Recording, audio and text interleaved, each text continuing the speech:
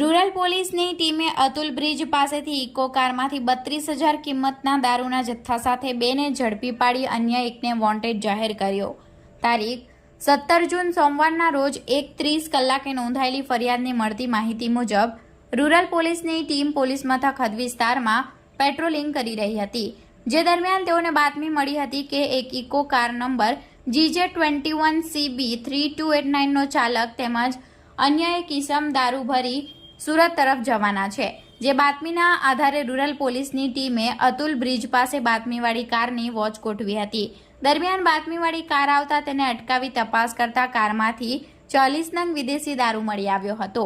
Rural પોલીસની ટીમે 40 નંગ વિદેશી દારૂ જેની કિંમત 32,000, 2 મોબાઈલ ફોન જેની કિંમત 8,000, કારની કિંમત 1,50,000 મળી કુલ 1,90,000નો મુદ્દામાલ કબજે લઈ પિન્ટુ કુમાર અશોકભાઈ પટેલ, ઉમેશભાઈ મુકેશભાઈ હળપતિ બંને રહે અનાવલ નદી ફળિયુની અટકાયત કરી માલ ભરાવી આપનાર મહેશભાઈ ઈશ્વરભાઈ માંગેલા નામના ઈસમને વોન્ટેડ જાહેર કરી રૂરલ પોલીસ મથકે પ્રોહિબિશન અંગે ફરિયાદ દાખલ કરી હતી।